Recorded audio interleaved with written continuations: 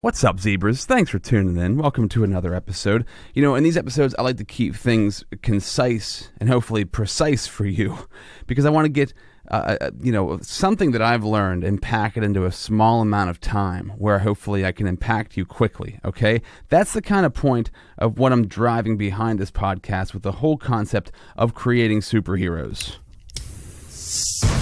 That sound right there is all about LIT, okay? So what is LIT about? Leadership, Impact, and Technology. This is something that I've created and I truly, deeply believe in because it's something that has impacted my life in many different ways. And I want to bring this to people that I know and that I'm close to. Over the past 2.5 years, I left my safety net of a 9-to-5 salary job in the radio industry to create my own business because I have a bunch of different things going on right now. And LIT, the leadership conference, is one of the biggest things that I have going on right now. So February 28th at the Blair County Convention Center in Altoona, Pennsylvania. That's where I'm going to host my leadership conference.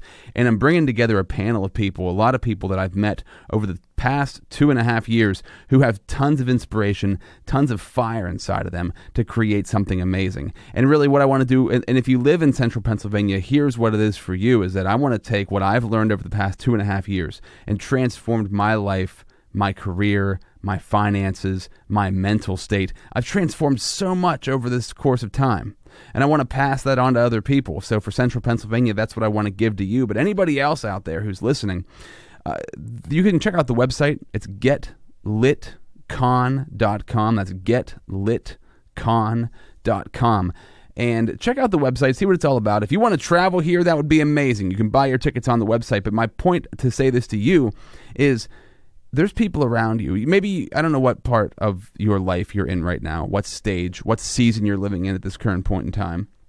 But it may be a thing for you to say, there's nobody great where I live. Nobody does anything exciting where I live. There's nobody inspiring or anybody that I can look up to where I live. And I guarantee you that's a lie. I guarantee those people are out there. You're just not in the right mental frame. You're not in the right circles. You're not putting yourself out there to the right people and doing the right things to attract those people to you and to attract yourself to those people. I know it might sound like the law of attraction, but it's a real thing. The mindset that you have, what you're going after, where your values are, what your goals are, and how you perceive yourself and how you perceive your value to other people, that's going to impact who comes near you. So whether you can come to LIT on February 28th in Altoona, Pennsylvania, getlitcon.com, or if you're in another town and you just feel like those people don't exist in your town, those motivational, inspirational people don't exist where you live, that's not true. You just might be in the wrong frame of mind.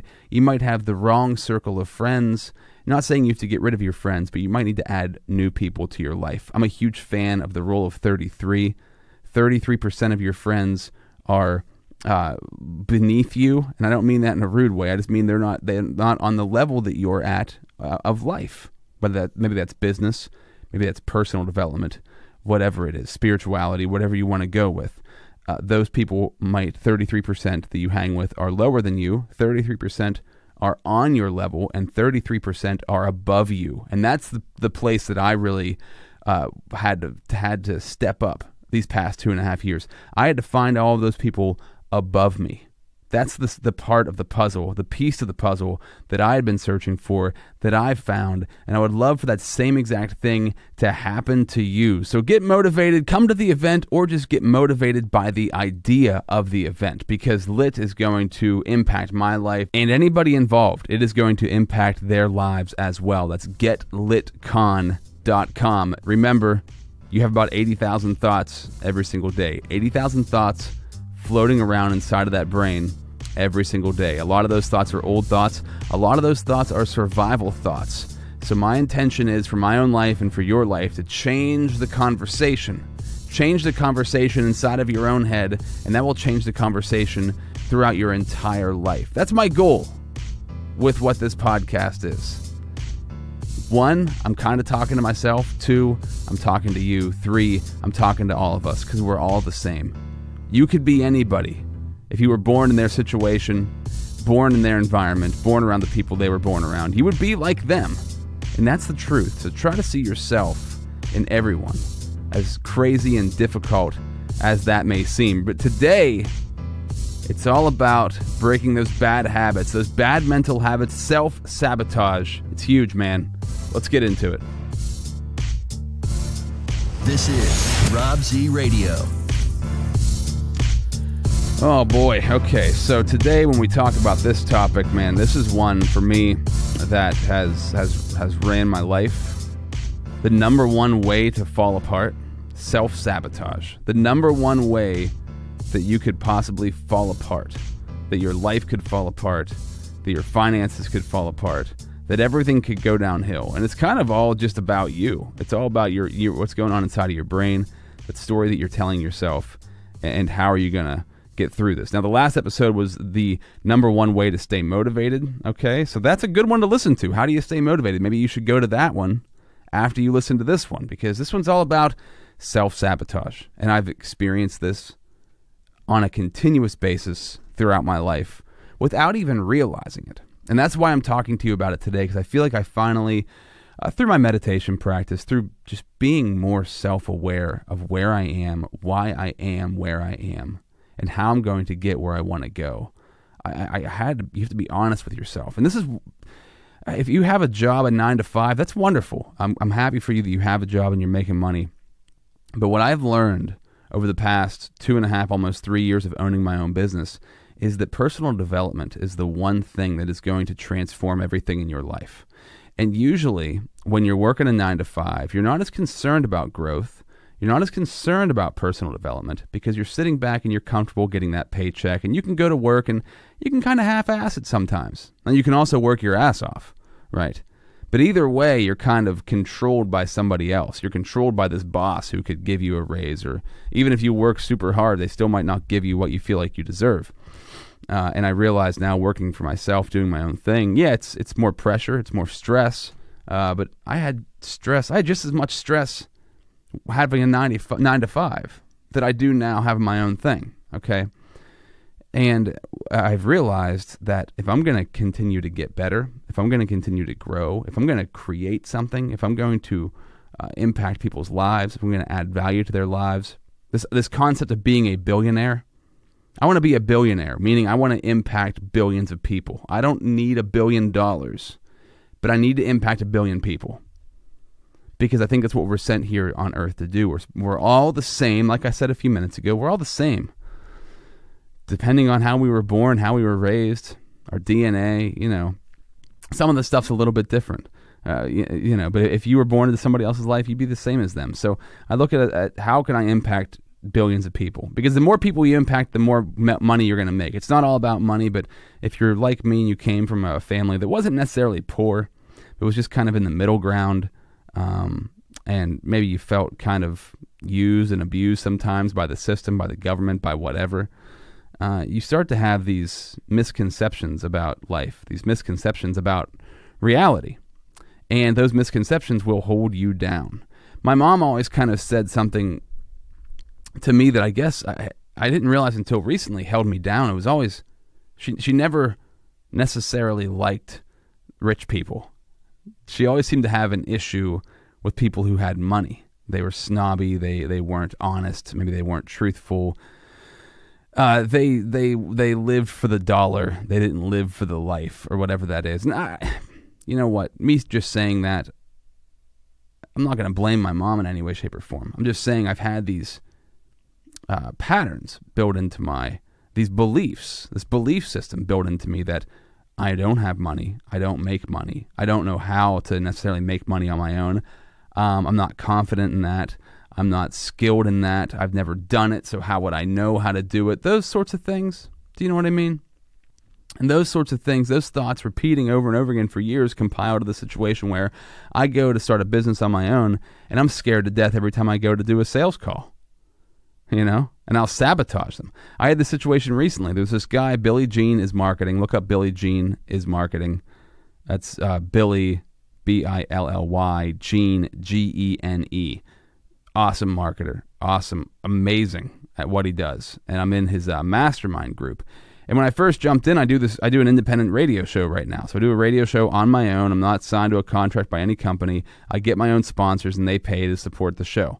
And I told him that model, and he wanted me to come on his show to talk about radio, to talk about radio sales, to talk about how this industry that everybody thinks is dying is actually sitting there waiting to be taken advantage of because nobody's paying attention to it. They've kind of written it off. It's like newspaper, but radio is going to last longer than newspaper, in my personal opinion. As long as the frequencies are there, as long as the stations exist, people are going to want to advertise on those stations, no matter what is on the air. So I feel like it's a viable option. Anyways, the point is that Billy Jean, when I first joined this mastermind, reached out to me. We talked on the phone for about 20 minutes. Great dude. And I really got a lot of value from him. One of the big things that he did tell me, which tracking back to the last episode on staying motivated, was that whenever he's feeling down, whenever he's feeling unsure of himself, whenever he needs to pick me up, he calls somebody in his life who's in the industry that he's in or has the mindset that he has, and that person pumps him up, and he pumps them up. And they do that to each other. They psych each other up. And that's what he does whenever he's in a funk, which I think is the greatest idea in the entire world. I love that from him. But he wanted me to come on his show because he does this show for the web, for his social media, but for his mastermind group. And he wanted me to come on and talk about radio, which I know a lot about. And all I had to do, this was back in the summer. So this is, 7, 8, 9 months ago. And he wanted me to come on and be a part of the show. And I sabotaged myself because a part of me feels like I'm not worthy. I'm not ready. I'm not on that level. And that's what I told myself. Like, quite literally, that's what I told myself inside of my head. And it was self-sabotage through and through. Self-sabotage to the highest degree. And I never made the phone call. I never sent him the email that he needed. And we never followed through with that event. And ever since then, I've been regretting it. And I should get back a hold of him right now and tell him I'm ready to do it. And let's do it and see if he'd still come around to the idea. But I feel like I've waited too long. But me and just sitting here and telling you that, I know that I haven't waited too long. I know the opportunity is there. I'm going to take that opportunity. So now let me jot that down while I'm sitting here talking to you. I'm going to write that down. And this is something I really highly suggest a lot of people don't do this. A lot of people do not do this step.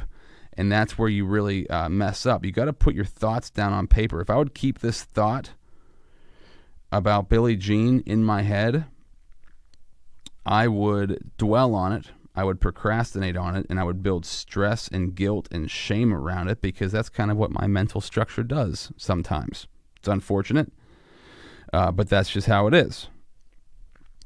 So I wrote this down here, and if you write it down, now it's out of your brain, it's on paper. So now your brain doesn't have to worry about it. And that's a huge thing. What I've noticed with self-sabotage is the more stuff I'm juggling in my head, the more chance I have of screwing my life up. Because your brain's not made to juggle a bunch of ideas. Your brain's meant to think of one idea, try to think of two things at once. And I've hit this on the podcast before too, but right now try to think of two things at the same time. Try to think of the Statue of Liberty and try to think about your hand at the same time. Hand, Statue of Liberty, hand, Statue of Liberty. You can't think about both at the same time. You can juggle them back and forth very quickly, but two at the same time is impossible. What that means is that your brain is a one-track mind kind of operation. It wants to tackle one thing, get that thing done, move to another thing. It wants to complete tasks and achieve. So when you're juggling a bunch of stuff around in your head, you're just throwing stuff around and your brain is just confused. Your brain's lost. Your brain can't figure out which one to do first, and then it gets stressed because while it's trying to do the one thing, it's still trying to remember all of the other things that are going on inside of your head, and that is incredibly stressful. This just happened to me a couple of nights ago. It was a Sunday. I was off. My wife went to work. I was hanging with my son Max. We were just chilling at the house, and I had anxiety throughout the day. Not high anxiety, just a low-lying anxiety going on. And I'm like, why am I so anxious? And I kept thinking of all these things that I had to do. And as I laid there on the couch watching football, I'm like, I'm not getting any of those things done. And when I try to think of one that I'm going to go do, I think of the 10 other things that also need done, and then I never do any of them. And this is where the self-sabotage sets in, okay? So I caught myself. And this is the brilliance. This is the beauty of growth. Because you can catch yourself hey, I'm growing. And I caught this on Sunday. I'm like, I better write down all of these things and get them out of my head. So I grabbed my dry erase board, which I have 5 laying around the house, and I just wrote down all the things I needed to do. And now they were out of my mind and they were on the dry erase board. I could see them. They're right there. My mind immediately relaxed. And I don't know if this works the same way for you, but this is how it works for me. Like my mind immediately relaxed, like, I don't have to think about all that stuff now. It's on paper. Immediate stress relief. The self-sabotaging stops right there, because then I started tackling things on a list. I got the trash ready for tomorrow. I got my radio show ready for the week. I vacuumed the floor.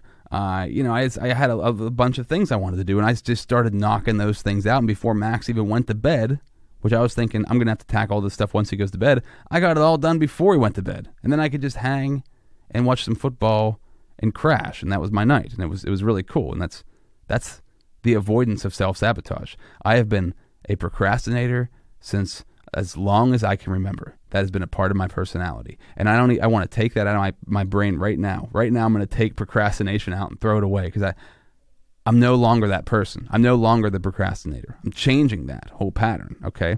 I'm doing that right now. This podcast, this episode is me doing that, changing the talk, changing the chatter in my head by changing the words that are coming out of my mouth. My mentor, Ray Overdorf, he's been on the podcast many times. He says to me, your cells have ears. So the things that you speak about yourself out loud through your mouth or in your brain, more importantly, in your brain, your cells have ears. Your cells hear those things, they believe those things, and they create that life. You might think that's bullshit. That's a bunch of crap, Rob. You think my thoughts, my cells are listening? Well, obviously they are. All your personality is. Your personality is just your thoughts stacked on top of each other. You start stacking up thoughts. They might not seem like much, right? It's kind of like throwing a penny in a fountain. Like one penny in a water fountain is not going to change it. Throw 1,000 pennies in, there's not going to be any water left. There's just going to be pennies in there, right? That's a simple example, but your thoughts pile up, and as those thoughts pile up, they start to sift and sort, and your mind sorts them out, and is like, okay, I'm stressed. I think about stress a lot. I think about anxiety a lot. I'm afraid of a lot of things. I don't have a whole lot of confidence. I'm not good at this thing. I'm not like this is. I'm speaking of my own mind. I've piled up all these things that created low self-esteem and low self-confidence and low self-worth. Those were my thoughts. So now I'm in this process of reinventing my thoughts, recreating my thoughts to where I want them to be. And where I want them to be is here are the main ones that I go with, and these come from Ray and just from experience. But Joel Osteen, the preacher, I don't know exactly what denomination he preaches on, but he has like the biggest churches in the world. You know who Joel Osteen is, just look him up. But he was talking about this one thing. I don't listen to him really, but he was on Oprah's podcast, and he was saying about I am, because whatever follows I am will be the course of your life. So if you have I am stupid, I am ugly, I am fat, I am not worthy, I am not smart, I am not a salesperson, those things will crush you, and you'll become those things. But the ones I've been focusing on, these are the ones that I stick with. I am unlimited, okay? I'm unlimited. I don't have limits, because we truly don't have limits. The only limits you have are the ones that you've self-imposed onto yourself. Now, society may have imposed those, your parents may have imposed those, but those limits aren't real. They're just made up. Okay, and that's the fact. I'm not going to go any further into that. That is fact. And if you don't believe it or you don't get it, sit on it. Think about it for a while. I am abundance. So I'm abundant. I have abundance of energy. I'm abundant of wealth. And not just money wealth, but I'm abundance of just the wealth and love of life. That's an abundance. But also, I am wealthy. So I have monetary wealth. Do I right now? No. I'm actually kind of in debt. But I do, in my mind, which means it's coming. Okay? I'm putting my mind there. It'll get me there. You don't believe it? I don't care if you don't believe it, actually. I'm telling you the truth from my perspective of what I've experienced. I don't need to convince you of this. If you're listening to this, take the advice or don't, but do something with it, okay? Either way, it's going to leave a mark on you. I am abundance. I am wealth. I am perfect health. I have this back pain, this tightness in my back that over the years I've realized is not, I can't fix it through yoga. I can't fix it through anything besides de-stress, really is what it is. And my body being in a constant fight or flight situation, just de-stress. So I am perfect health. I say that to myself on a continuous basis. I just did a 40-minute meditation this morning where that's the basis of the meditation. I am perfect health. And when I do that, I just feel better. It doesn't matter if you think it's real or not. It doesn't matter if it didn't work for somebody else. It matters for you. It's your placebo. Okay, so I'm kind of giving you my placebos here. The things that have worked for me non-pharmaceutically that have changed me. Okay? And when it comes to self-sabotage, this has been just, just something in my life that just comes up over and over and over and over again. And I'm going to just say this. Everything I've told you right here is all building up to stopping the self-sabotage. But I have this big conference coming up, LIT, right? Talked about it at the start of the show. That conference, I've been sabotaging. I sabotaged through the month of November. We're into the end of December right now. It's actually New Year's Eve right now. It's about to be 2020. Pretty cool that I'm recording this. Maybe this is my resolution to stop self-sabotaging. But through the month of November, I had all these plans for LIT, and I did some stuff, but I didn't do everything that I needed to do. And the less that I did, the more stressed I got, which means the more I procrastinated, which means the more self-sabotage began. And this is the pattern, and I found the pattern, and I see it, and I'm redirecting the course. But the pattern goes, I have something that I want to do or I have to do, and then I don't do anything about it, and I don't write any of it down. Okay, so here's the easiest way to self-sabotage. You have something you want to do or you have to do, but you don't take any action. And you have a bunch of ideas, but you don't write any of them down, you keep them in your head. And then you start to procrastinate because there's too many ideas floating around inside of your head for you to grab a hold of just one and tackle it. So if you don't write them down, you can't tackle any of them. And then as you have them in there juggling them all the time, you're like, oh, I'll get to that later. And it feels good to procrastinate and say, I'll get to that in an hour. I'll get to that tomorrow. It feels good to keep delaying that, delaying. And you keep delaying. And it feels good each time you do it, so you just keep doing it for months, for days, for minutes, for hours, for days, for weeks, for months, for years. That's what will happen, and your life will fall apart, and people won't trust you, and you won't trust yourself, and your self-esteem goes in the toilet. So when you break those promises to yourself, that's how your self-esteem goes down. When you break promises to yourself, like for example, I say to myself every day, you're going to get one thing done for the LIT conference today. Over the past week, I've been doing that on a ritualistic basis, and I feel good about it every day. The stress level's gone because I'm getting things done, even if they're tiny little tasks. I'm not saying go read the book, The Slight Edge. I have a podcast on it from a long time ago. Go read the book, The Slight Edge.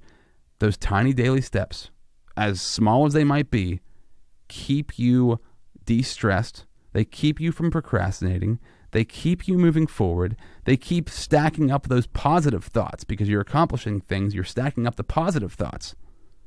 And that's going to lead you towards success. So that's where I am right now. As I talk to you right now, that's where I am. The LIT conference is going to be a gigantic success, a packed room, tons of great information, and it's going to be marketed to perfection, the best that I can do, with great sponsors on board, because I'm doing daily tasks, simple daily disciplines that are going to get me there to my goal. That will avoid self-sabotage.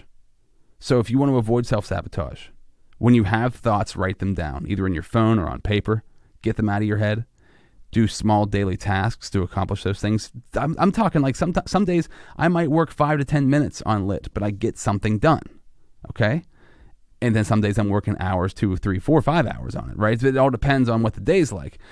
But just getting something done eliminates that self-sabotage procrastination mentality. So you have the list of things you need to get done. You wrote them down. Now you start tackling those things, even how big or small they are. And those things, that list also includes people, conversations, phone calls you need to make, because those things are super important and they can be the scariest things to go after. That big phone call you have to make, that interaction with somebody that could change the course of your life in a positive way, but it's scary because what if they say no? Oh no. Tackle those things head on. I'm telling you, pick up the phone, make the phone call, whatever it is. I know because I didn't do it and I've been doing it now, and when I do it, I feel so much better, and when I don't do it, I build resentment, procrastination, and self-sabotage. So you write this stuff down. You take the simple daily disciplines towards the tasks. That ends procrastination. That gets you closer to a goal. And as you can visualize, let me throw one little piece in here. I wanted this to be short, but it never is because there's always too much information inside of my head. Another piece is to visualize the thing actually happening. I'll give you one easy example. Max, my son, is 5 years old. He's in kindergarten, and he holds his poop in all day at school. And he told me that the one day he couldn't sit down to play because he had poop and it hurt too bad. And that killed me. Made me feel so bad because I did the same exact thing when I was in school. I can remember being in that same situation up through senior high, like afraid to go to the bathroom for some reason, afraid to poop at school, like this thing that a lot of people have. So what I did, and for him it's all about wiping, and hopefully I'm not getting too in-depth and gross with you. I want to give you a real situation here. He's afraid of wiping because he doesn't think that he's good at it. So we practice it. Now he's good at it at home. So what we did in bed the one night was we closed our eyes and we walked through what it was like. He goes to play, he sits down, his butt hurts, so he goes into the bathroom and he poops and he wipes and washes his hands and flushes the toilet, and everything's perfect. And we walked through that. And I'm not kidding. 2 days later, he came home from school and said, "Dad, I did that, and it worked really well, and now I can poop at school." And I was like, dude, that is awesome. That is how it works right there. I wish somebody would have given me that super simple lesson when I was 5 years old. I've given that super simple lesson to him, and hopefully I pass something on to you that you can also benefit from, because I feel like that's very beneficial. Practice it, picture it, do the vision in your mind. What does it look like in your mind? Do a real walkthrough of it. I have this Tony Robbins coach. His name's Matt Harris. He's amazing. I will get him on this podcast one of these days. And this whole lit conference, I was having a lot of anxiety about it because I was procrastinating. So he had me close my eyes. I'm on the phone with him. I talk to him like once every 2 weeks. And he walked me through this whole process for the lit conference. He had me on stage, picturing a packed house, picturing I had everything prepared. The speakers are ready. I'm ready. And we knock it out of the park and freaking kill it. And people are so happy. And we get great video footage. And it's just the best event ever. And I'm holding on to that inside of my head because you must be able to picture it. If your mind can't tell the difference, and this is 100% true, your mind cannot tell the difference between something that happened in real life and something that you simulated in your mind. Some say we're already in a simulation in life anyway, so whether you simulate it in your real life or simulate it in your mind doesn't know. So practice that pattern, and you will break the self-sabotage because you already picture success. The scary part for your mind is it doesn't know. If you've never done it before and it hasn't seen the outcome, it doesn't know exactly what the outcome is going to be. So show it what the outcome is. Show your mind what the outcome is by picturing it in your head and by doing those simple daily disciplines to get yourself there. And before you know it, you're going to be good. Hopefully this was helpful, because this is something that I've learned over the past couple of years that has been incredibly valuable to me, and I hope that you can apply this to your life in some way, shape, or form. If you agree or disagree, I would love to hear from you. Either way, hit me up, DM me, message me wherever you would like. Please subscribe, rate, review this podcast. If you listen to something and you dig it, take a screenshot of the time that of the podcast where you were. Send it to me. You can message me on any of my social platforms. Just go to the website. Go to robzradio.com. At the top, you'll see all my social links. Click on one of those. Follow me on the platforms. Reach out to me. I'd love to talk to you. I'd love to hear from you if you listen to this and you like it, or whatever, however you feel about it. You want to start the conversation? Let's start the conversation. Contact me. All the info for me is at robzradio.com. I want you to be a part of LIT. If you're in Central Pennsylvania, go to getlitcon.com. And just remember, there's about 80,000 thoughts a day swirling around up there in your head. Get the ones you need down on paper, and get the ones down on paper, but then start to replace those ones you don't like. Recognize the ones you don't like and start to replace those on a daily basis with something more positive. I am unlimited. I am abundant. I am abundance, right? I am relaxation. I am perfect health. I am worthy. I am wealthy. I am a child of God. Those sorts of things, okay? And you start to repeat those to yourself, you'll see results. All right. I've done enough rambling. Thank you for listening. As always, zebras, thanks so much. Love you. Bye. This is Rob Z Radio.